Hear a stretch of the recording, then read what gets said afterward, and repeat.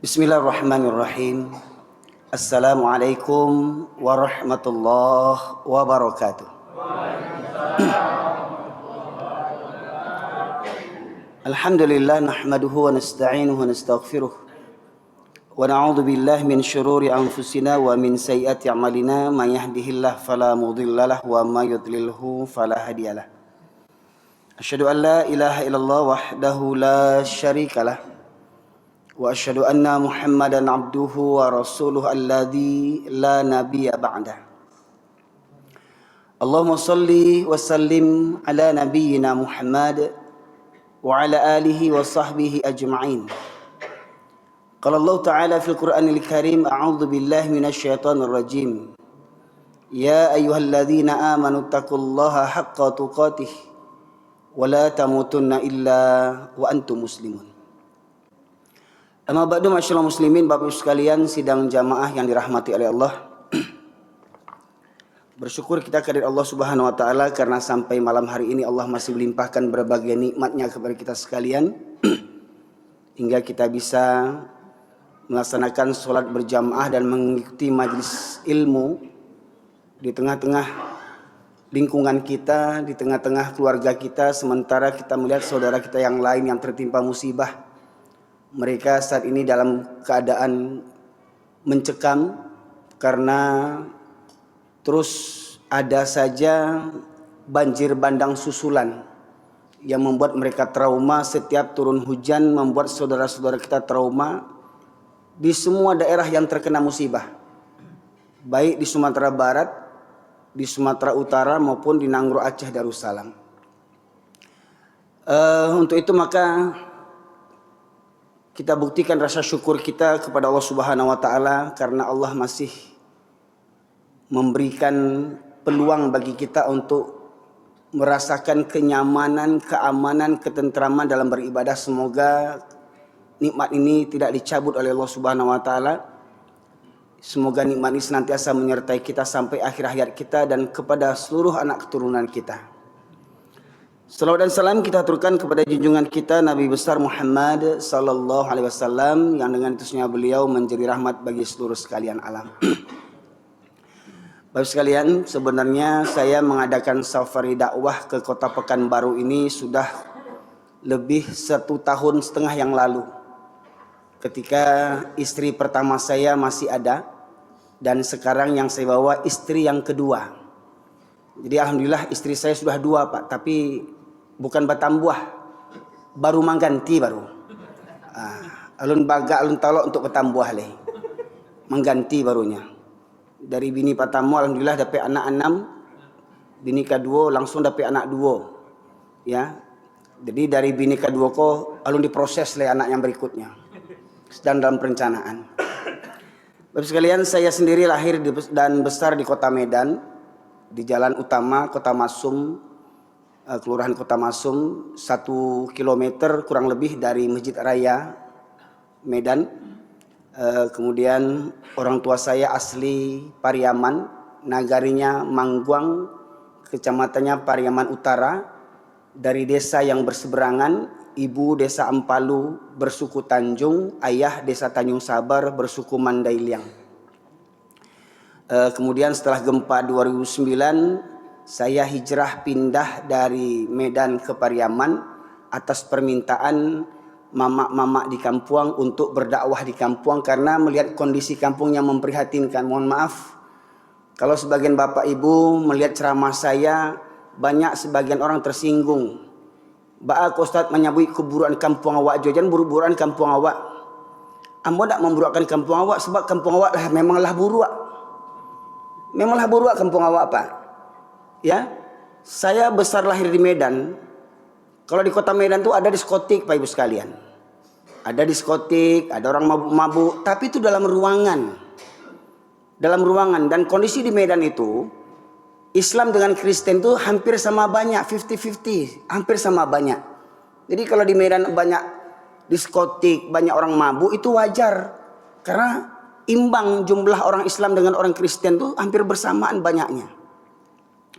Tapi kalau di kampung saya, ini mohon maaf nih, jangan berang-berang jorong Pariaman kan boleh, kok dek sayang ambo kok, ya. Kadang komentar berang-berang tapi tidak sadar jole.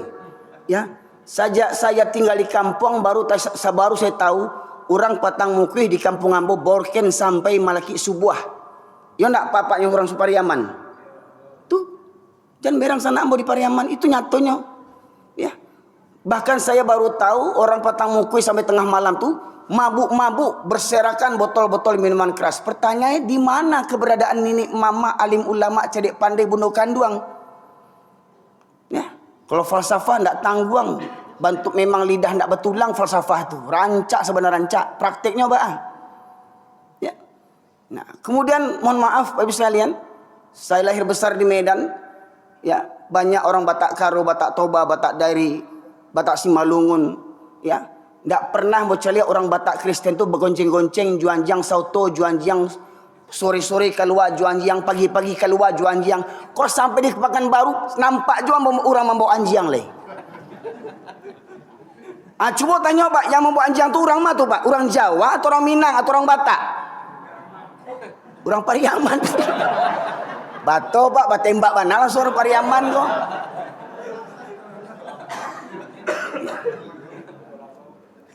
Makanya mohon maaf, ada yang protes sama Ustaz. Yang baburu tu ndak orang di Pariam di Minang aja Ustaz. Di Jambi ada orang baburu, pasti orang Minang. Di Bengkulu ada orang pai baburu juanjiang, pasti orang Minang. Di Pekanbaru ada pasti orang Minang. Coba buat survei. Jadi mohon maaf jangan berang lo orang Minang kambo. Faktanya begitu. Orang Kapi aja ndak buat bantu atu. Orang Minang yang buat bantu atu. Nah, tu adek sia tu. Sauto juanjiang, bangonceng-gonceng juanjiang, bapak luak juanjiang. Jangan berang lo Pak kambo, jangan berang jo juambo udah juambo. Koreksi diri.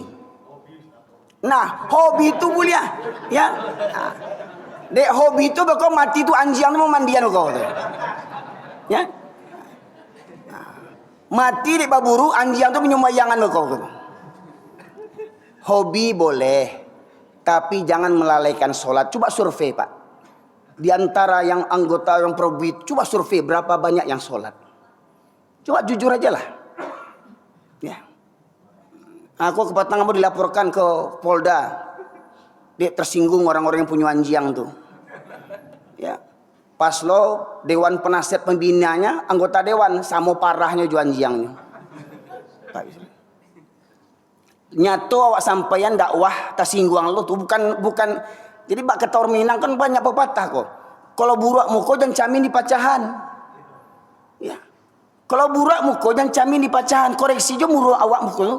Kok sumbiang muncung awaknya salahan orang. Kok hitam kulit awaknya salahan orang. Ya, calik diri awak lo. Jadi mohon maaf Pak, saya ceramah ni bukan cari muka anda. Saya ceramah ni dek sayang ke orang kampung Ambo, orang Minang khususnya. Ada orang menyebut, Pak Ustaz jangan orang Minang jo usah kaji. Banyak orang Jawa bantu aja perangainya. Iya bantu atu. Orang Jawa do bantu atu, orang Batak do bantu atu. Cuma ni yang punya falsafah adai bahasa di sarak bahasa di kitabullah, sarak mangatu adai imam. Makanya cuma orang Minang yang punya. Kok ya orang Minang berpegang teguh kepada falsafah tu ndak kan ada orang Minang yang solat seminggu sekali dah. Kok berpegang teguh orang Minang je falsafah tu ndak ada orang Minang yang suka bampok. Coba cek yang bampok tu sia di kampung awak. Orang Cina atau orang Minang? Gayanya orang Pariaman banci ke orang Cina ndak ada di kampung awak do. Perangai orang Cina, orang Pariaman yang mengarajuan. Ya. Ya. Karajo bampok tu karajo sia, Pak. Ya. Dulu aku ketek-ketek suka nonton film Cina, Pak, Mandarin, Andy Lau. Wah. Ya, Stephen Chow, Chow Yun Fat. Ya, Jackie Chan. Rato-rato orang tu dia ada kopinya bampok, Pak, betul tak? Yang bampok tu dari muda sampai ke gaek. Itu di Minang tu di Pariaman tak ada orang Cina bantu tu. Sebab apa? Lah digantikan parangai orang Pariaman asli. Nah, jadi para jemaah sekalian mati Allah, itu makanya kenapa saya berulang-ulang mengkaji ini. Agar kita tu tubu ilallah taubatan nasuha, mari babaliak kita bertaubat kepada Allah Subhanahu wa taala. Bangkitkan batang nantarandam. Falsafah tu yo bana rancak, Pak. Ndak ada orang lain punya falsafah tu, tapi ingat jangan falsafah tu dimuncuang je. Harus dibuktikan dengan amal perbuatan. Kalau falsafah cuma dimuncung aja, atau namanya orang munafik nama itu. Orang munafik itu dikarak-karak narako tampeknya.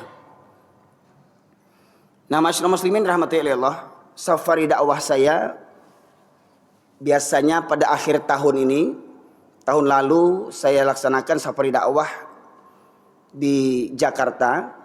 Namun sejak saya menikah lagi, saya belum berangkat ke Jakarta karena biasanya 4 bulan sekali saya berangkat ke Jakarta untuk safari dakwah, Bapak Ibu sekalian. Berhubung di akhir tahun ini ada tradisi jahiliyah yang selalu terulang-ulang, selalu berulang. Ya, tradisi kekafiran. Yang tradisi kekafiran ini ternyata banyak orang Islam yang mengerjakannya. Satu, ya, banyaknya orang Islam bertasyabuh meniru-niru orang kafir dalam merayakan tahun baru, ya, Masehi, ya. Kemudian bertepatan pula di ujung November hingga awal Desember berulang lagi musibah di ranah Minang. Tahun yang lalu saya sudah ceramah tentang musibah. Kawan-kawan inilah yang merekam dulu tahun lalu itu ceramah saya. Ya. Mungkin Bapak Ibu yang orang Bukit Tinggi di Simpang Batabuh, Bukit Batabuah, ya, dekat Sungai Pual, nampak bekas musibah itu, di mana rumah-rumah dekat musola itu hilang semuanya, hanya surau yang tagak di Bukit Batabuah tuh Pak. Letakkan apa itu? Hilang rumah tuh, padahal sebelumnya kita masuk surau itu lewat gang itu, kiri kanan ada rumah, samping depan ada rumah. Hari ini rumah-rumah itu habis, musola saja yang tegak sekarang satu-satunya. Pertanyaannya, ada enggak kita mengambil pelajaran daripada itu? Ya. Nah. Kemudian hari ini kita ditimpa musibah, longsor, banjir, galodoh lah namanya. Gempa bumi juga terjadi beberapa hari ini. Gunung Merapi di Jawa, Gunung Merapi di Minangkabau juga sedang erupsi. Bahkan juga banjir di Jawa. Kemudian musibah apa lagi? Musibah kemaksiatan. Ya, narkoba merajalela. Karena apa? Ada yang membackinginya. Omong kosong narkoba bisa dibasmi karena apa? Ada yang membackinginya. Pelacuran, minuman keras. Ini berulang-ulang saya sampaikan nih, mumpung saya di Pekanbaru. Ya, kalau setelah ini saya di blacklist di Pekanbaru, terserahlah. Karena bagi saya nih, di bumi Allah nih milik Allah, bukan milik orang Pekanbaru. Ya, apa yang saya ingin sampaikan? Tolong nih, para jamaah masjid, bapak-bapak yang sudah rajin ke masjid, ingat, Allah akan minta pertanggungjawaban. Bapak hanya soleh untuk diri sendiri, untuk lingkungan sendiri, tapi di kota Pekanbaru, baru saya tahu sejak saya safari dakwah di Pekanbaru, ada penjualan minuman keras bebas di Jalan Juanda sana. Betul Pak? Dekat rumah siapa tuh Pak? Di samping rumah Bapak Wali Kota. Pertanyaannya, le punya mato Pak Wali itu? Ada mato juga. Mohon maaf kok Pak Wali, ambo bukan ingin menyindir Pak Wali, ambo mengingat Pak Wali. Pak Wali disumpah dengan Al-Quran untuk menjaga amanah Allah Subhanahu wa Ta'ala. Dan tugas pemimpin memberantas kemaksiatan, amar ma'ruf, nahi mungkar. Dake rumah dinas menjual arak, berkali-kali ganti wali kota, tidak ada yang bisa memberantasnya. Bayangkan. Betul lah Pak?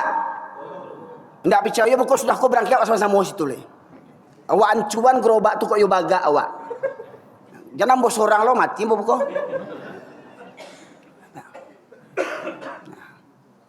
Di dekat rumah dinas wali kota Pekanbaru. Mohon maaf Pak. Pak Wali sekarang partainya apa? Hah? Demokrat. Ya. Lah Islam agamanya. Oh lah Islam. Ya.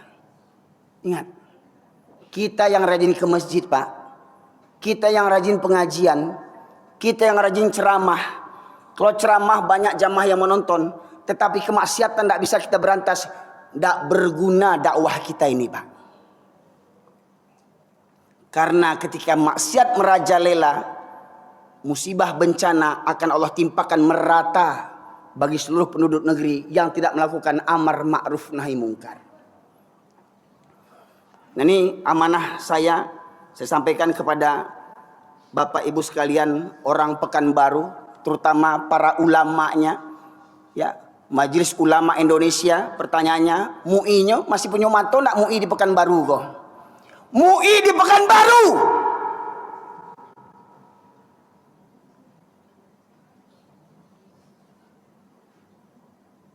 Kalau ilmu tidak diragukan, MUI di Pekanbaru. Mohon maaf para MUI ulama, mohon maaf para ulama. Hancurnya sebuah negeri yang pertama karena rusaknya masyarakat berawal daripada rusaknya pemimpin. Rusaknya pemimpin karena rusaknya para ulama. Kalau orang kampung bilang tiga tungku sajarangan, ya, tapi kok bukan tiga tungku sajarangan patah rominang, tiga tungku kerusakan.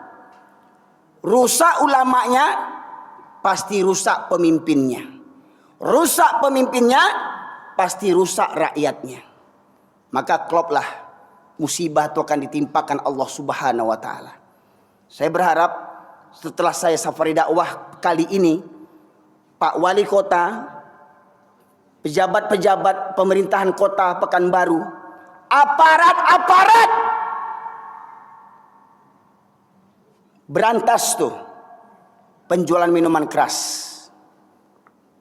Ingat, setiap hari penjual minuman keras berniaga, Bapak Wali Kota menanggung dosanya. Pejabat-pejabat Pekanbaru, anggota Dewan Pekanbaru menanggung dosanya. Ada anggota Dewan yang datang sekarang, Pak? Ada anggota Dewan yang datang?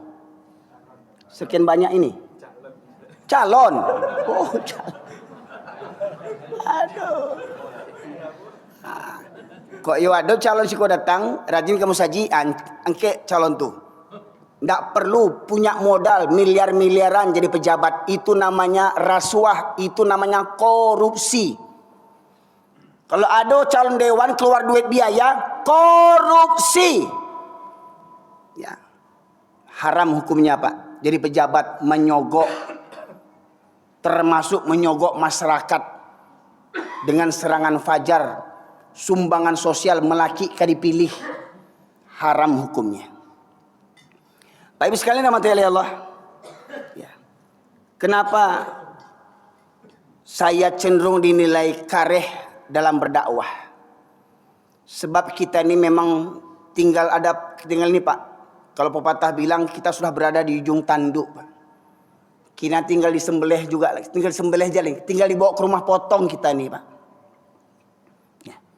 Karena dalam sebuah riwayat, saya sampaikan awal kajian ini dari satu hadis Rasulullah Sallallahu Alaihi Wasallam, ya, yang diriwayatkan dari Tauban radhiyallahu anhu, ya, bahwasanya Rasulullah SAW bersabda, "Yushiku an tada'alaikum kama tada'al akalatu ila qas'atiha."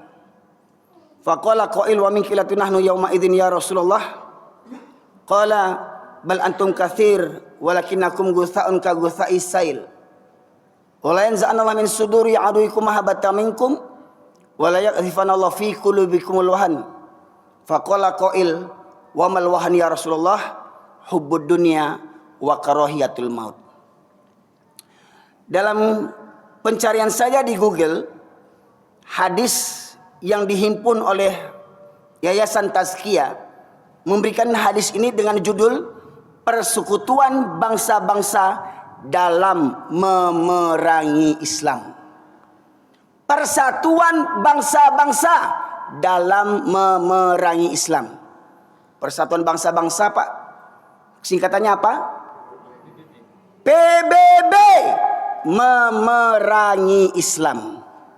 Sadar enggak kita, Pak Ibu? PBB memerangi Islam.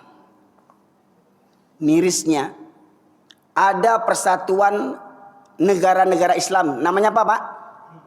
OKI, ya. organisasi konferensi Islam, ya. Ya. Banyak bergabung negara-negara Islam, tapi untuk menyelamatkan satu negara Palestina saja, negara-negara Islam tak punya keberanian. Padahal di masa Rasulullah, bahkan juga di masa Khalifah Mu'tasim Billah, seorang wanita yang dilecehkan pakaiannya, seorang wanita di pasar diikat kerudungnya hingga tersingkap auratnya, rambutnya, memekik perempuan ini, "Ya Mu'tasim Billah, wahai Khalifah Mu'tasim Billah, di mana engkau berada? Aku dihinakan." Sampailah berita itu kepada Mu'tasim Billah, kalau tidak salah di Irak ketika itu. Ya. Lantas Khalifah Mu'tasim Billah mengutus ribuan tentaranya untuk menyerang, ya, daerah yang melecehkan wanita Islam. Hingga akhirnya apa? Kalau tidak salah di negeri Romawi ketika itu, ya, tempat wanita itu dilecehkan. Hingga akhirnya hanya karena satu orang wanita dihinakan, 30.000 tentara negeri yang melecehkan umat Islam itu dibantai oleh umat Islam, Bapak Ibu sekalian. Satu wanita yang terlecehkan pakaiannya. Hari ini berapa banyak umat Islam yang ternoda, berapa banyak umat Islam yang dilecehkan, bahkan Al-Quran dilecehkan. Pernah lihat Pak? Bahkan dosa jauh-jauh Pak, di tanah datar, kalau tidak salah setahun yang lalu, ya, seorang pemuda yang KTP-nya Islam membawa Al-Quran ke kamar mandi, ditaruh di lantai Qurannya, dia kencingi Quran itu, Pak Ibu sekalian. Quran dia kencingi. Ya. Pernah Bapak Ibu lihat banyak orang melecehkan Quran? Diambil Quran, dikuyak Quran, dibawa ke WC untuk ceboknya. Pernah dengar Nabi dihinakan? Pak Ibu sekalian. Tetapi tidak ada pembelaan terhadap umat Islam, Pak Ibu sekalian. Agama kita dilecehkan. Umat Islam yang banyak ini tak berani membela kehormatan umat Islam. Itulah yang kata Rasulullah tadi. Yang artinya akan datang suatu zaman nanti di mana kalian umat Islam akan diperebutkan seperti mana orang-orang lapar memperebutkan makanan. Umpama ini makanan Pak Ibu sekalian. Nih, umpama makanan ini diletakkan di depan orang banyak yang lapar, maka mereka akan berebutan, satu ngambil sana, satu ambil sini, satu ambil situ, ya, akhirnya makannya hancur berserakan makanan ini Pak Ibu sekalian. Beginilah nanti nasib umat Islam Pak Ibu sekalian. Umat Islam jumlahnya banyak, tetapi pecah belah. Sama-sama yang jenggotan saja bisa nggak salaman sama-sama jenggotan. Bayangkan, yang satu punya jenggot, yang satu juga punya jenggot. Yang satu pakai jubah, yang satu juga pakai jubah. Yang satu celananya cingkrang gantung, yang satu juga gantung. Yang satu pakai sorban, yang satu pakai peci biasa. Ketika yang satu mengucap salam, "Assalamualaikum", yang satu ngilat. Oh, ini bukan kawan awak nih. "Waalaikumsalam." Jawab, "Waalaikumsalam." Tapi kalau jumpa sama kawannya, "Asal ya akhi, Masya Allah." Masya Allah. Begitu kondisi umat Islam hari ini Pak. Sama-sama jenggotan, sama-sama berkedok sunnah, tapi menganggap saudaranya sesama Islam seperti musuh bebuyutan. Pak Ibu sekalian. Ups. Masuk uang. Transfer masuk.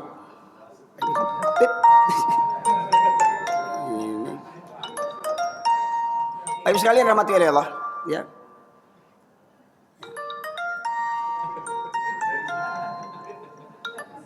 Rewel pula di rupanya. Pak Ibu. Jadi kalau orang menilai ceramah saya keras, kenapa? Karena selama ini kita terlena, terbuai dengan jumlah kita yang banyak. Jumlah kita banyak, kuantitas banyak, tapi tak punya kualitas. Baru hari Minggu ini saya buat safari dakwah, langsung orang Kristen mengambil pemotong ceramah saya. Ada lihat Pak Ibu sekalian? Pernah tahu nggak? Orang Kristen mengambil ceramah saya. Ya. Yang korupsi di negeri ini agamanya apa kebanyakan? Muslim. Agen narkoba kebanyakan apa agamanya? Bahkan mohon maaf Pak, silahkan di search di Google. Pernah dengar anjing jantan kawin sama jantan? Pernah dengar babi betina kawin sama betina? Pernah dengar baruak kawin juanjiang? Anjing saja tidak mau kawin sejenis. Babi saja tidak mau kawin sejenis. Betul Pak? Tapi manusia ada tidak yang begitu? Pertanyaannya, ada tidak orang Islam yang begitu? Orang Islam Pak, mohon maaf, saya bukan ingin membuka aib, itu faktanya hari ini. Dan mohon maaf, Sumatera Barat Minangkabau mendapat ranking kelima tingkat nasional banyaknya pelaku. Sumatera Barat nomor 5 tingkat nasional. Sumatera Barat Minangkabau. Yang punya falsafah adai basandi sarak. Sarak basandi kitabullah. Sarak mangatu adai memakai. Nomor 5 ranking tingkat nasional. Dan nomor 1 ranking di Pulau Sumatera. Di Pulau Sumatera Minangkabau ranking 1 Pak. Pelaku Ustaz, jangan buku aib Ustaz. Iko ambil ambo age tahu supaya jangan bangga Jawa. Orang Minang ko hebat. Calia anak kemenakan awak. Laki-laki kawin. Masya Allah Pak. Kemarin kejadian tak di Padang? Ingat Pak? Pak guru kan? Sama siapa? Sama muridnya sudah dewasa. Di mana ngerjakannya? Toilet masjid. Pak guru dengan muridnya lah sama-sama kawin babini, lah sama-sama punya anak, kurang joleh. Di kamar mandi masjid, bayangkan. Jadi saya bukan ingin membuka aib Pak, beginilah parahnya kita hari ini.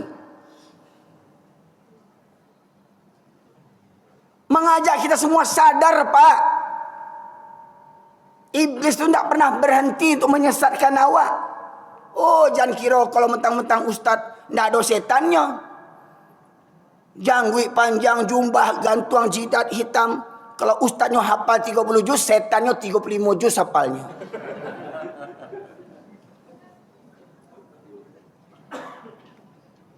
Ya. Jadi ambo bukan ingin memburukkan ulama pula Pak. Maknanya apa? Jangan terlena, jangan terpedaya dengan penampilan casing Pak. Termasuk kepada ambo pribadi. Jangan terpedaya dengan penampilan casing. Lihat bagaimana kehidupan kita sehari-hari. Baru gemuruh angin lah cameh awak Pak. Baru bergemuruh angin itulah cameh awak. Lihat orang tuh longsor gunung longsor baa perasaan orang tuh Pak. Ya. Ini Allah akan menguji kita Pak. Allah akan menguji kita. Benar tidak solat yang kita kerjakan selama ini? Solat yang benar itu bukan yang nampaknya khusyuk. Allah.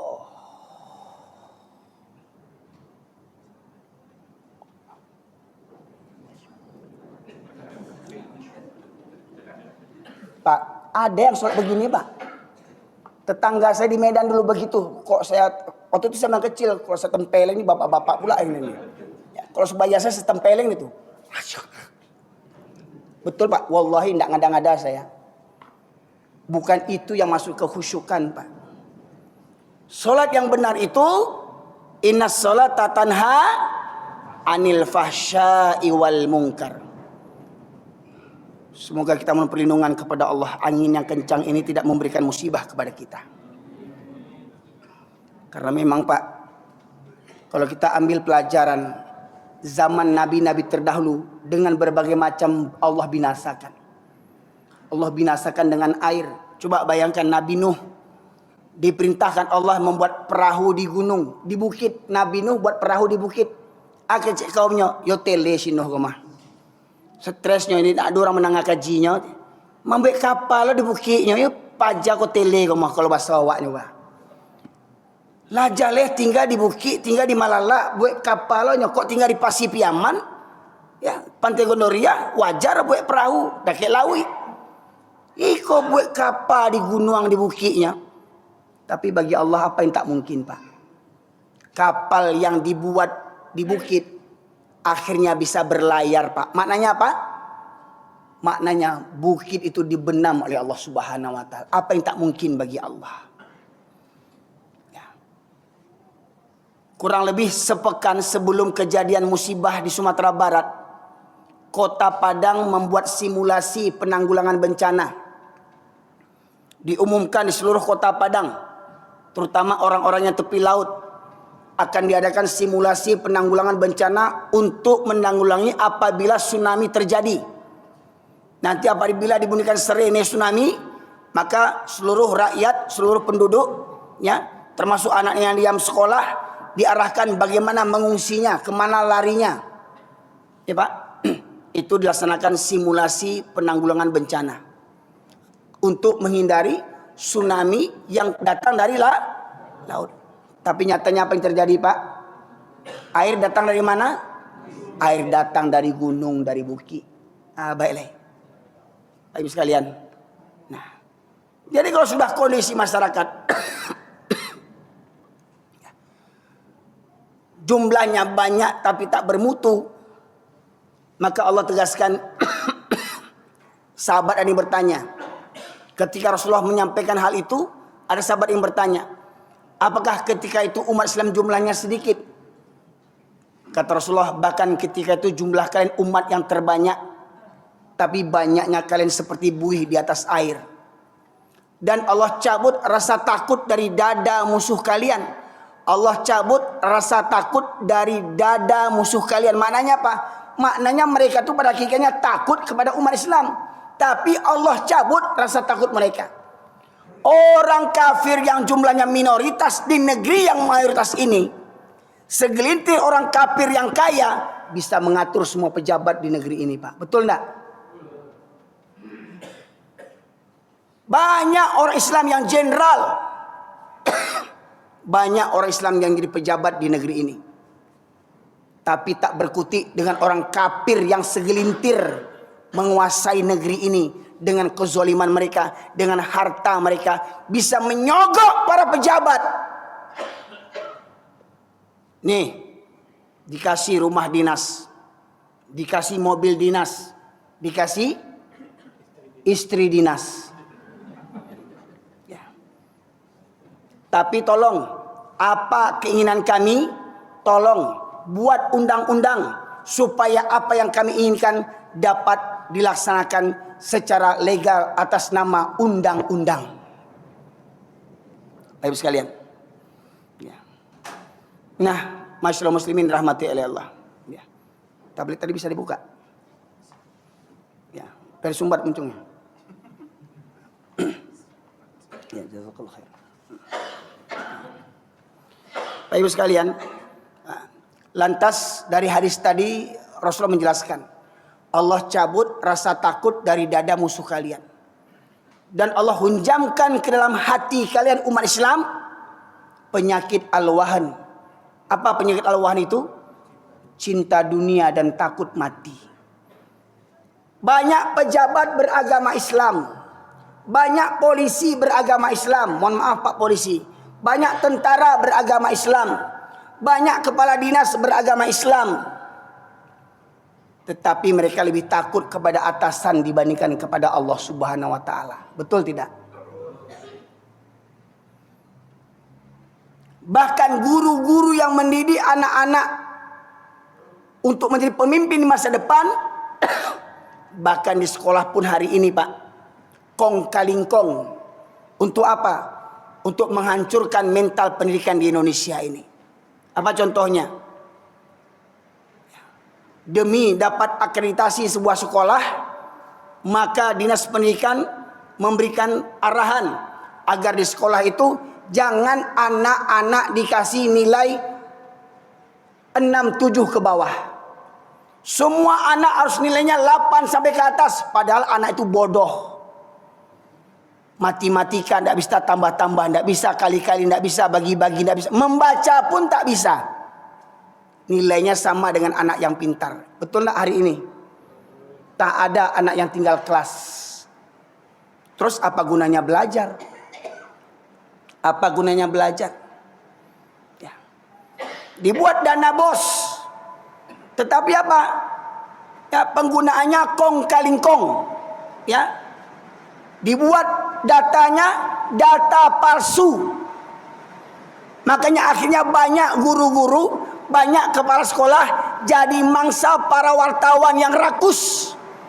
Banyak wartawan memanfaatkan untuk mengancam para kepala sekolah yang menyelewengkan dana-dana sosial, dana-dana bos.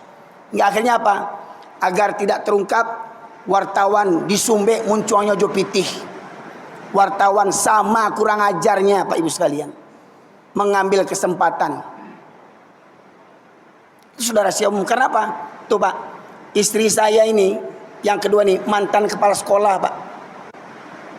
Ya.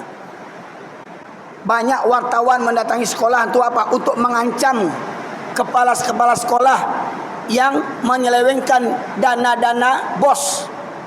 Ya. Akhirnya apa?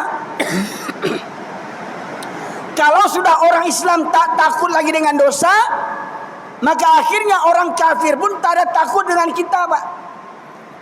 Walau kau polisi pangkat jenderal, orang kafir tidak takut. Walau kau tentara pangkat jenderal, orang kafir tidak takut.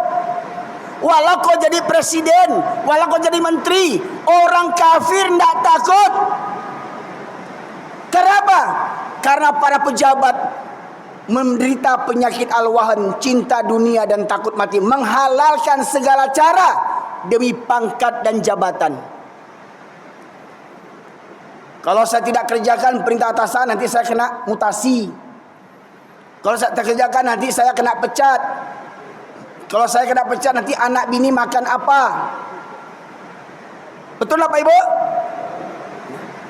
Banyak orang-orang pejabat-pejabat hari ini tak bertuhankan kepada Allah lagi, tapi mereka bertuhankan kepada pemimpin atasan mereka. Begitu pula hari ini. Kalau hari ini kita berbicara tentang Isra dan Mi'raj, ternyata hari ini banyak orang Islam yang masih sholatnya seminggu sekali. Walau mungkin di komplek ini alhamdulillah yang hadir pada malam hari ini ramai jamaahnya, tapi pasti tak sebanding dengan jumlah warganya. Betul tak Pak? Tadi berapa RW tadi Pak? 3 RW. Berapa RT itu? 11 RT. Saya yakin kalau hadir semua tak muat masjid ini Pak. Betul tak? Ternyata masih ada orang yang rumahnya bertetangga dengan masjid, bersebelahan dengan masjid, hadap-hadapan dengan masjid, tak sanggup berangkat ke masjid. Ke kantor sanggup, macet jalan di Panam sanggup berangkat ke kantor, ke masjid tak sanggup. Jam kerja hujan tetap berangkat, tidak ada mobil, pakai mantel naik Honda. Ada mobil terabas jalan banjir. Ke kantor, ke pasar mencari pitih, keluar lagunya, gunung kan ku daki, lautan ku seberangi, surau aku lewati. Talok pai ke pasar, talok pai ke kantua, tapi tidak talok pai kamu saji. Islam 7 keturunan. Maka tidak heran apa kata Allah, fawailul lil musallin, neraka wil bagi orang-orang yang solat. Lah solat neraka wil untuknya. Alladzina hum an salatihim sahun, yang mereka lalai daripada solatnya.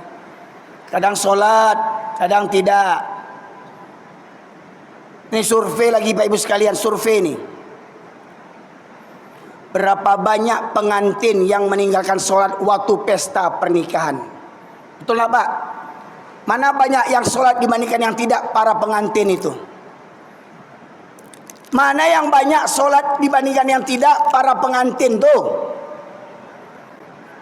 Padahal dia anak Pak Haji, anak Bu Haji. Pesta biaya pernikahan 20 juta, 100 juta, 200 juta. Tetapi pengantin tak sholat, neraka.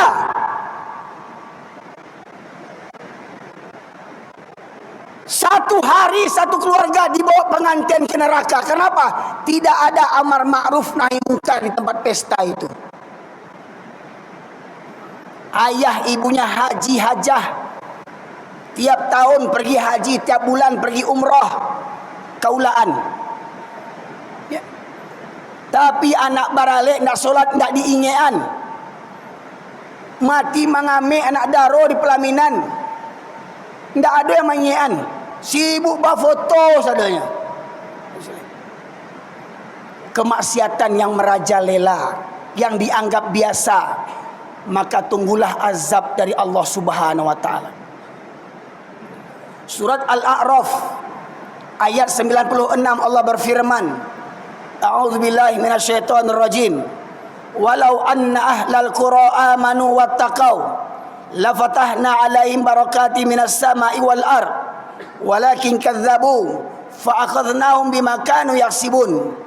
Kalau sekiranya penduduk negeri-negeri ini beriman dan bertakwa kepada Allah, maka akan kami bukakan pintu berkah dari langit dan bumi, kata Allah. Tetapi penduduk negeri ini menustakan ayat-ayatku, maka kusiksa mereka, kuhancurkan negeri mereka karena ulah perbuatan mereka sendiri. Jadi musibah banjir, Pak, longsor, itu bukan karena angin monsun, bukan karena musim hujan, bukan karena kayu gelondongan, tapi karena dosa dan maksiat kita semuanya, warga bangsa Indonesia yang tak berani beramar ma'ruf nahi mungkar. Banyak ulama tak berani mengingatkan penguasa yang zalim, penguasanya zalim. Banyak ulama tak berani mengingatkan penguasa yang zalim, bahkan menjilat kepada penguasa yang zalim.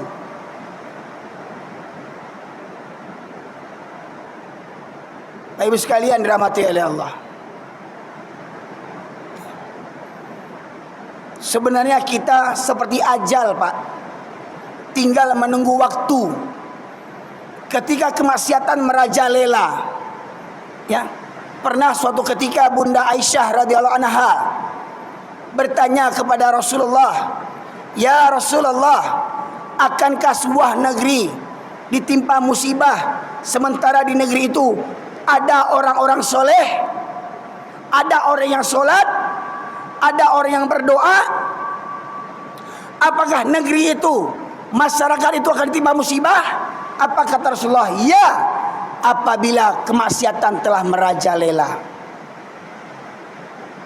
Kalau kemaksiatan merajalela, maka musibah Allah turunkan merata, tidak hanya mengorbankan pelaku yang zalim, juga akan mengorbankan orang-orang soleh tetapi diam kepada kemungkaran. Termasuk kita, Pak. Misalkan di komplek ini kita tahu ada agen narkoba tinggal di lingkungan kita ini, usir.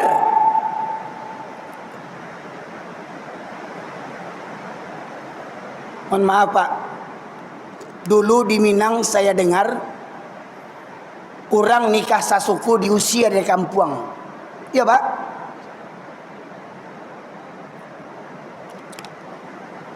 Misalkan nih, saya suku Tanjung, lahir di Medan, ketemu jodoh perempuan suku Tanjung di Pekanbaru. Saya orang Tanjung Sabar di Pariaman, dia orang Lubu Alung misalkan, sama-sama satu suku. Dalam adat orang Minangkabau ndak boleh nikah sasuku. Itu adat Minangkabau. Tapi kalau dalam Islam boleh enggak? Pertanyaannya, kita pakai Islam atau pakai adat? Itu satu. Kalaulah memang dianggap salah nikah sasuku, dulu kabarnya orang yang nikah sasuku diusir dari kampung, betul Pak? Pertanyaannya, mana lebih besar, dosa meninggalkan sholat dengan dosa nikah sasuku? Mana lebih besar Pak dosanya? Dosa meninggalkan sholat dengan dosa nikah sasuku, mana lebih besar dosanya? Lebih besar dosa yang meninggalkan sholat. Kok dapet orang yang tak sholat di kampung awak diusia dari kampung? Kok ada sumando tak sholat usia dari kampung? Kok ada sidi gala sidi sholat indak bampok karajo usia dari kampung sidi itu? Kok ambo galambo sidi kok Pak? Akunya mau sebut sidi, jangan tersinggung orang lain. Kok ada sidi gala sayidi solat bila takana usia dari kampung biang bala. Jadi apabila jumlah orang yang solat tak sebanding dengan orang yang tidak solat, maka orang yang solat itu nanti akan mendapatkan musibah dari Allah Subhanahu wa taala. Masyaallah muslimin dirahmati oleh Allah. Maka di penghujung tahun ini sebenarnya itulah kita pun sudah menjadi korban konspirasi Pak. Kita lebih hafal tahun Masehi dibandingkan tahun Hijriah. Coba jujur, tahu enggak kita? Kita lahir tahun berapa Hijriah Pak? Ada yang tahu? Ada yang tahu Pak? Nah, coba bayangkan, kita ngaku Islam, betul enggak? Coba siapa di antara bapak yang tahu kita lahir bulan tanggal berapa, bulan berapa Hijriah, tahun berapa Hijriah? Tidak tahu Pak. Saya pun tidak tahu. Tapi Pak, hari ini ada kemudahan, bisa kita cek Pak, ada kemudahan. Apabila kita cocokkan tanggal kelahiran kita, bulan kelahiran kita, tahun Masehi kita lahir, bisa dicek tahun berapa Hijriah kita lahirnya. Ada enggak Pak? Silakan dicek. Dan kalau ketemu, simpan itu. Simpan itu. Tanggal berapa Hijriah, bulan berapa Hijriah, tahun berapa Hijriah, tanggal lahir kita. Namun akhirnya gini, bagaimana? Kita berpatok kepada tanggalnya orang kafir. Jadi Bapak Ibu sekalian dirahmati oleh Allah, kehinaan kita ini karena apa? Karena kita mengabaikan ajaran Islam. Karena kita lebih cinta dunia dan takut mati. Apa katanya? Kita tidak perlu takut kepada umat Islam selagi masjidnya umat Islam di waktu subuh tidak seramai seperti waktu sholat Jumat. Jadi ukuran kekuatan umat Islam dalam sebuah negeri, dalam sebuah lingkungan, ukuran umat Islam imannya kuat atau tidak, lihat dari jamaah sholat subuh. Maka Buya Hamka pun memberitahukan, kalau ingin melihat orang Islam, lihat waktu sholat hari raya. Banyak orang sholat hari raya ke lapangan, ke musaji. Yang pampok sholat, agen narkoba sholat, koruptor sholat, yang makan uang haji sholat, yang pai ke gereja Natalan, ya, yang pai Natalan ke Vatikan sholat, bahkan nyo jadi imam. Tahu ndak orangnya Pak? Imam masjid besar di Indonesia pergi ke Vatikan memperingati Natalan dan jadi pejabat di negeri Konoha. Bayangan Pak. Ya. Maka kata Buya Hamka, kalau ingin melihat orang Islam, lihat waktu sholat hari raya. Tapi kalau melihat orang beriman, lihat waktu sholat subuh. Di mana? Di masjid. Siapa yang rajin ke masjid, itulah tanda orang yang beriman. Bapak Ibu, kalau mau cari menantu, jangan di kantor BRI, jangan kantor polisi, jangan kantor gubernur. Cari di masjid. Siapa yang selalu ke masjid, ambil jadi menantu. Walau umurnya 60, 70, 65. Calon-calon menantu nih. Ambo yakin apa-apa kok bininya baru seorang baru. Masih ada jatah 3, kok lay baga. Pertanyaannya, hari ini mana pemuda komplek ini, Pak? Mana pemuda komplek ini? Mana, Pak? Mana pemuda? Berapa orang pemuda? Ya, tuh belakang satu. Ya. Nih yang dekat mirap nih. Berapa umurnya? Ya, ini berapa umurnya? Berapa? Siapa? Yang mana? Berapa anak SMA? Berdiri anak SMA. Anak SMA. Sekomplek ini 3 RW, Pak. 3 RW cuman 1 pemuda. Ini pemuda langka, Pak, tolong dilestarikan, jangan sampai punah. Ya. Ini pemuda langka nih. Tolong dilestarikan, jangan sampai punah. 3 RW cuman 1 yang bertahan. SMP ya? Yang SMA mana? SMA? SMP. Mana yang SMA? Berdiri. 1. Bayangkan, Pak, cuma 1 anak SMA. Coba 1-2 kemari. 1-2 kemari. Hah? Ada. Oh, ya jangan keluar dari dalam dia.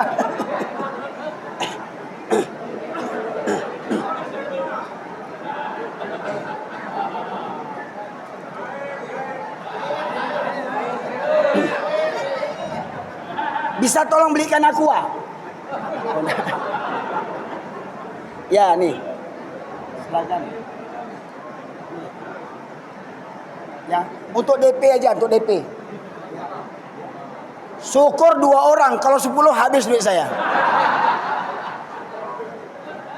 Dan syukur alhamdulillahnya 10.000 yang paling besar uang saya. Kalau ada 100, dari 100 yang keluar tuh. Ya. Bayangan, Pak. Pak, ini PR kita bersama, Pak. PR kita bersama, Pak. Saya berikan bocoran. Ramaikan masjid di waktu subuh seperti jamaah sholat Jumat. Pak, kira-kira bisa enggak jamaah subuh seramai jamaah sholat Jumat? Hah? Wallahualam. Bapak Ibu, dengar enggak berita duka hari Senin yang lalu?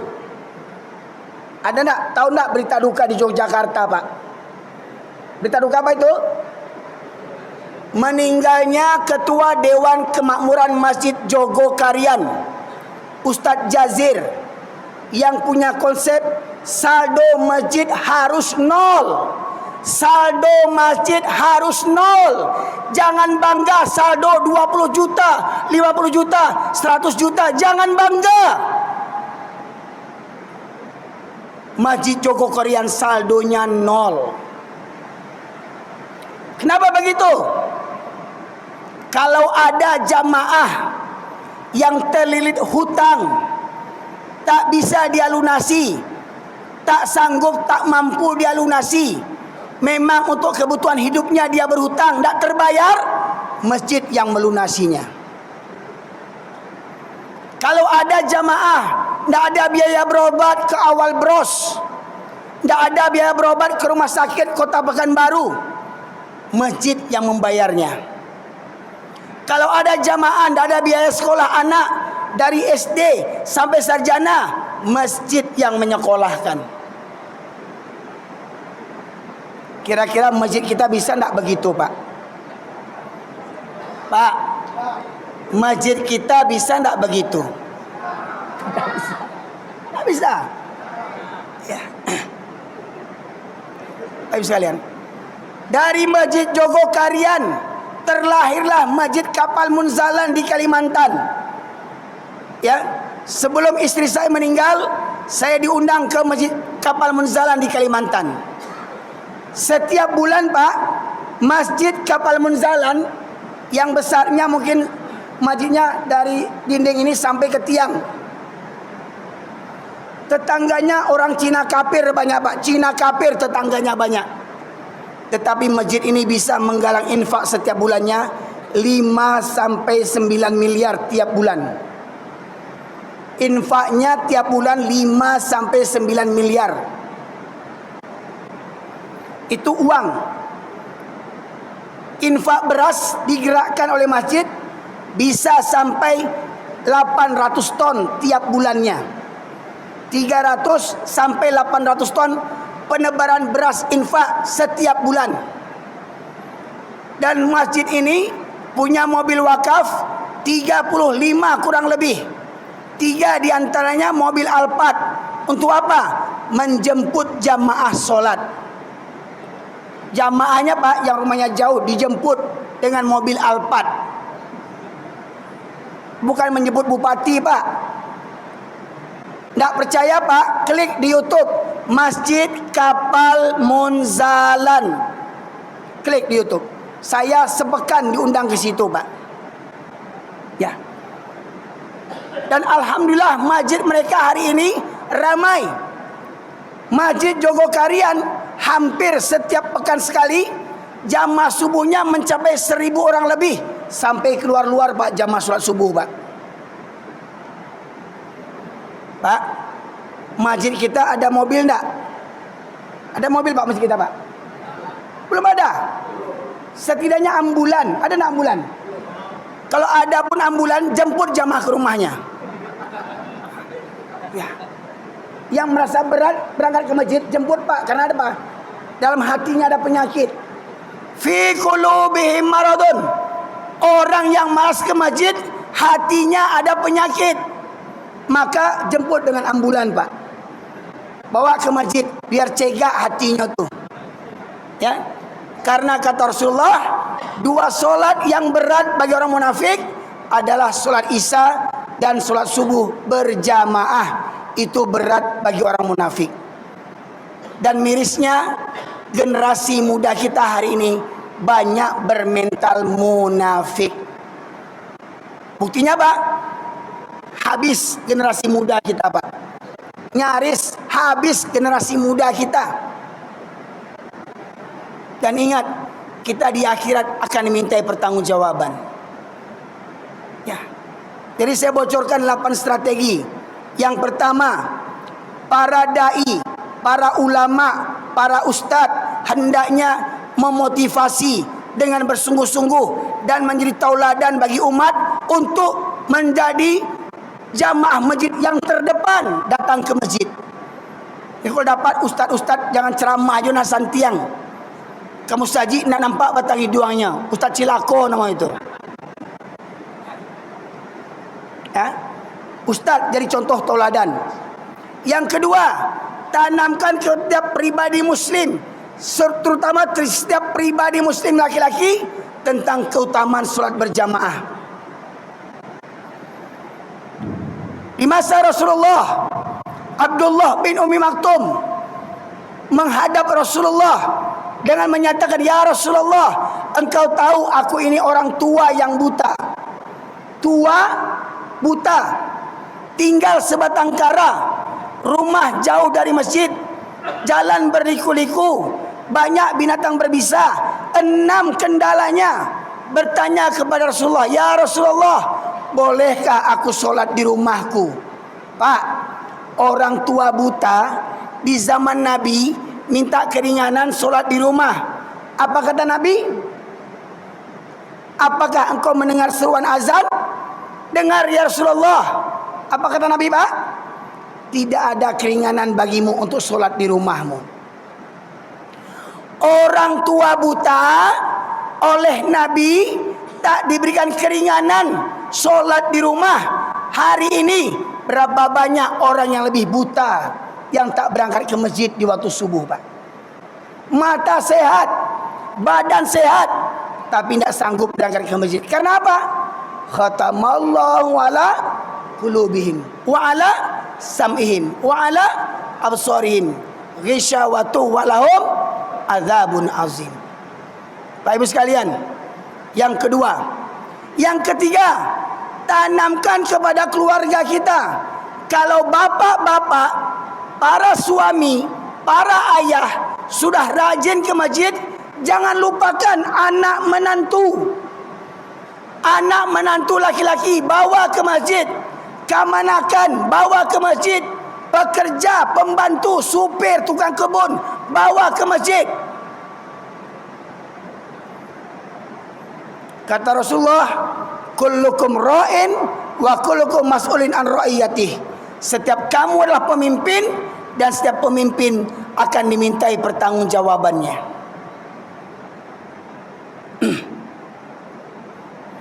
Apa kata Rasulullah, Pak? Aku ingin segera dikumandangkan qomat dan kutunjuk salah seorang menjadi imam, dan aku berkeliling kampung sembari membawa kayu bakar.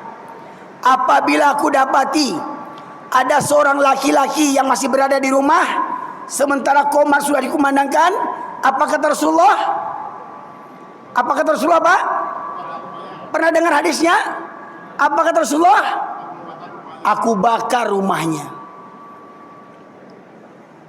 Apabila Rasulullah mendapati ada laki-laki yang baligh yang masih berada di rumah sementara qomat sudah dikumandangkan, maka akan aku bakar rumah mereka. Kira-kira di komplek kita ini, kalau Rasulullah masih hidup, nih, gimana rumah kita? Hangus, terbakar rumah kita ini. Bayangkan, Bapak Ibu, mana dasar api dunia dengan api neraka? Umpama di rumah kita terbakar jam 2 malam. Jam 2 malam rumah terbakar. Bapak ibu berada di depan pintu utama. Rumah batingke, rumah gadang. Ya, anak minantu pembantu kemanakan, tinggal serumah di awak. Jam 2 malam rumah terbakar. Bapak ibu mau lari berdua saja atau selamatkan anak kemanakan? Itu jam 2 malam. Anak minantu di kamar pakai AC, spring bed, selimut tabah. Jam 2 malam terbakar rumah. Baca roman jagoannya, ketuk pintu. Sultan, Sidi, rumah terbakar Sidi. Itu menjagoannya, Pak. Rumah terbakar begitu membangunkan menantu. Nak, bangun nak, rumah terbakar nak. Itu menjagoannya. Bang menjagoannya, rumah terbakar.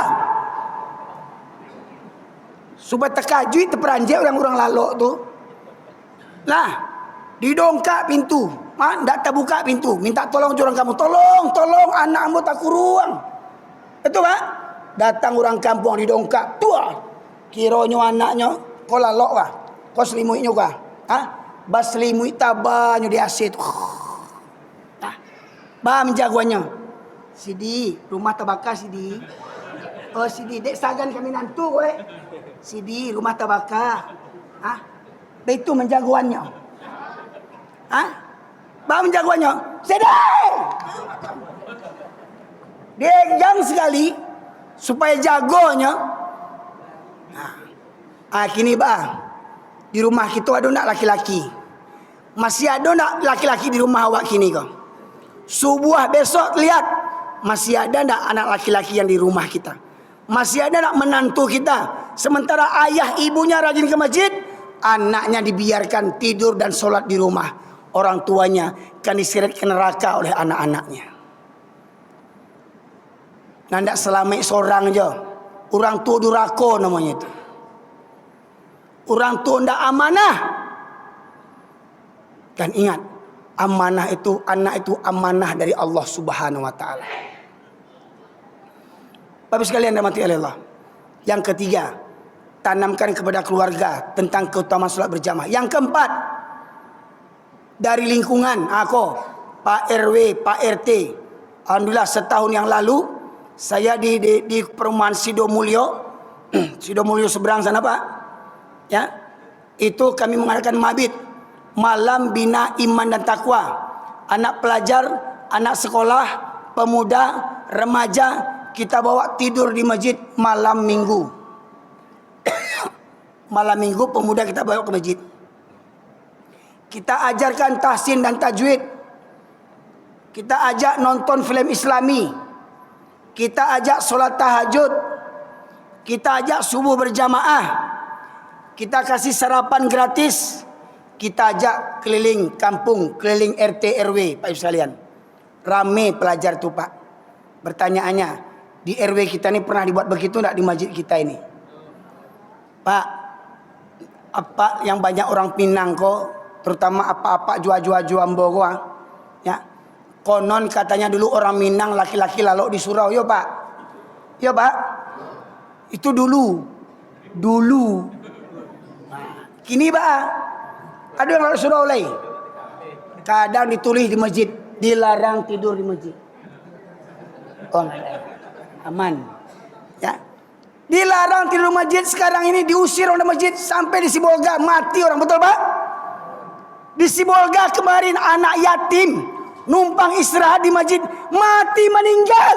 Bayangkan betapa bejatnya mereka itu, coba bayangkan. Di masjid orang, ya Allah Rabbi.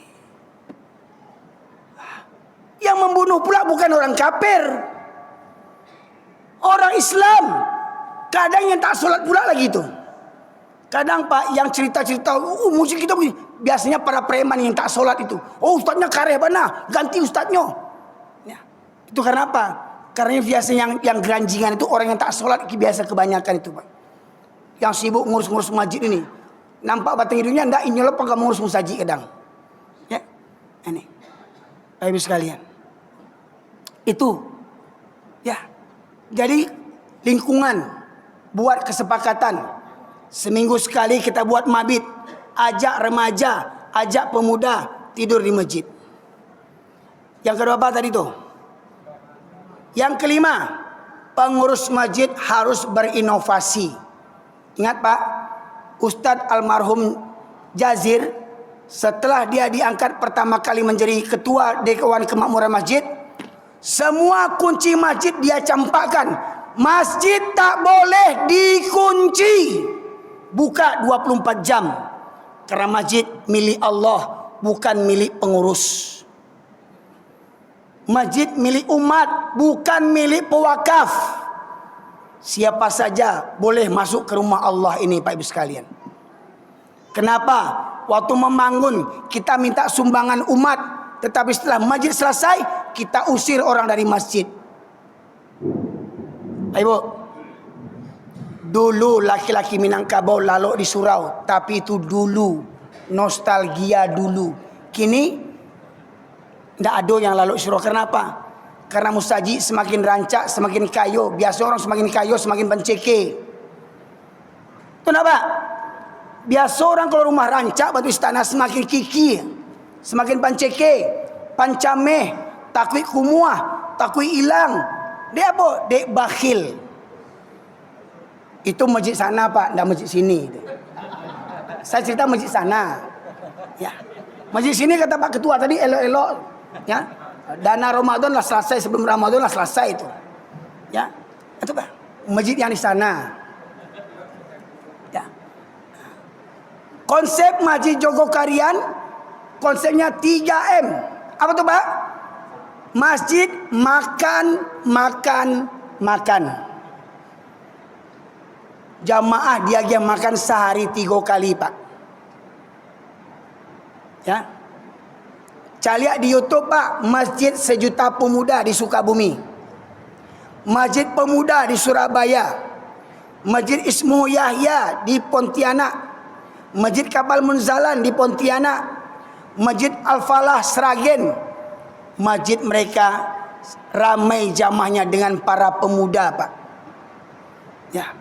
Tapi masjid kita ramai dengan para pensiun. Askar tak berguna di kantor baru mengadu ke musaji.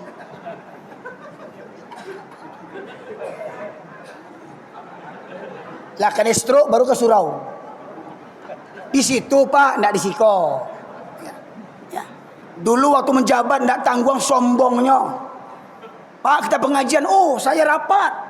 Sombongnya, aku pitih 1 juta, tidak tahu diuntung. Pitih di panggaannya. Mana ngaji ndak, itu makanya koruptor jadinya. Di musajid lain tu para pensiun yang mendatangi musajid sadonya, mengadu ke Allah, ya Allah penyakit pinggang ambo ya Allah. Ya Allah gula ambo ya Allah. Ya Allah. Ya. Para pemuda tak minat ke masjid, Pak. Ya. Yang keenam, yang ketujuh, lembaga pendidikan bekerjasama dengan masjid. Buat apa? Buat ekstrakurikuler. Apa itu? Malam bina iman dan takwa. Anak sekolah kelas 6 SD, SMP, SMA bawa program malam minggu weekend tidur di masjid. Dibimbing oleh para ustaz. Nah, insyaallah kami ini malam ini ya kita di musola tawaduk di Rumbai apa tuh?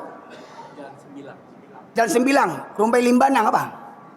Ya, malam ini mereka mengadakan mabit supaya apa? Supaya remaja-remaja tak ramai-ramai merayakan malam tahun baru. Ramai nih jalan semua nih, Pak. Orang kafir yang pesta, orang Islam yang meramaikannya. Coba bayangkan. Orang kafir yang punya perayaan, orang Islam yang meramaikannya. Maka salah satunya kumpulkan remaja pemuda buat kegiatan di masjid. Agiah kopi, agiah snack, agiah makan malam, agiah sarapan pagi. Bawa maraton sudah tuh Pak Ibu sekalian. Insyaallah mereka akan senang tinggal di masjid. Yang kedelapan, para orang-orang kaya, bapak ibu yang kaya, mohon maaf Pak, mohon maaf. Selama ini orang hanya berlomba-lomba membangun fisik masjid.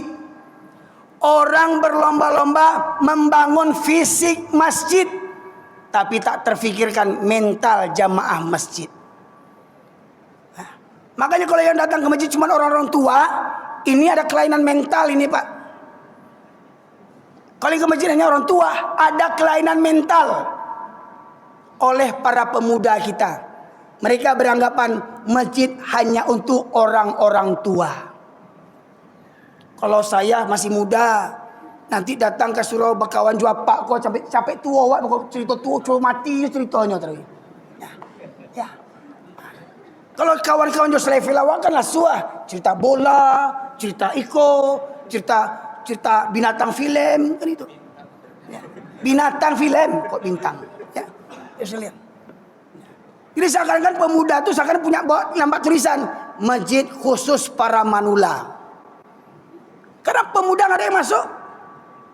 Betul lah Pak? Ada nggak wirid pengajian di masjid kita ini rutin? Ada Pak? Berapa kali sebutkan Pak? Setiap pekan ada.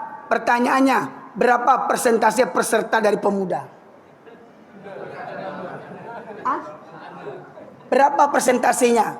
Mohon maaf Pak, masjid kita belum berbuat apa-apa. Mohon maaf. Apa kata Rasulullah? Tanda-tanda kiamat. Islam hanya tinggal namanya saja lagi. Islam hanya tinggal KTP. Quran hanya untuk dibaca tulisannya saja tadi. Tapi tak diamalkan. Masjid banyak, masjid ramai, masjid megah, tapi kosong dari hidayah. Mohon maaf, banyak pengurus takut mengundang Ustadz Kareh. Beko kan ditegur sama pemerintah, tak dapat bantuan paripurna. Mental pengemis.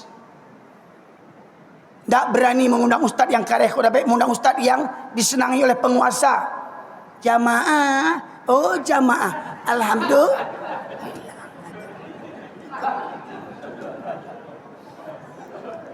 Oh, Ustadz Kareh bana. Menyinggung orang aja. Tu jo dek bakada waktu pak dia awak dengan ngaji. Dek bakada, pak dia menengah kaji kok, Pak. Ya. Itu. Jadi orang-orang kaya, Pak, bapak-bapak yang orang kaya, mari bersama pengurus kita bangun mental jamaah. Gimana caranya?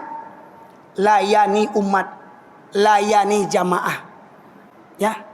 Buat supaya menarik masjid kita, buat ala kafe, buat lampu-lampu yang di atas tuh.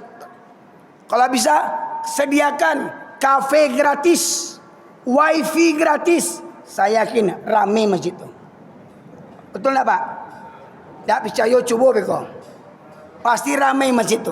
Tapi ingat, kafe itu ada yang mendampingi oleh para ustadz pembinanya.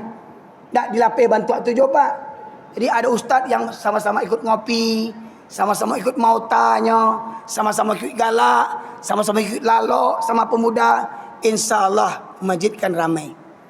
Jadi mohon maaf Pak, jangan kita hanya memikirkan beton dan besi masjid, tapi kita lupa memahami, membangkitkan, menghidupkan mental jamaah masjid.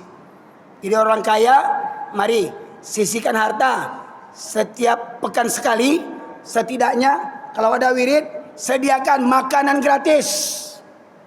Setidaknya setiap wirid, kalau belum bisa setiap hari, setiap wirid sediakan makanan gratis. Saya yakin yang malas ke masjid akan rajin ke masjid. Pertama itu. Atau pengurus, ya, Bapak ketua pengurus punya inovatif apa tuh? Barang siapa yang sholat berjamaah di Masjid As-Salam akan mendapatkan BLT Rp500.000. Nah, saya yakin Pak rame itu Pak. Ya, BLT, ya, yang ke masjid dapat BLT. Padahal Pak, kata Rasulullah, 2 rakaat sholat sunnah fajar di waktu subuh lebih baik daripada dunia dan isinya. Betul Pak? Sholat sunnah fajar antara azan dan qomat subuh, bagi yang mengerjakannya kata Rasulullah itu lebih baik daripada dunia dan isinya. Pertanyaannya, berapa orang yang berebut-rebut mengerjakannya Pak?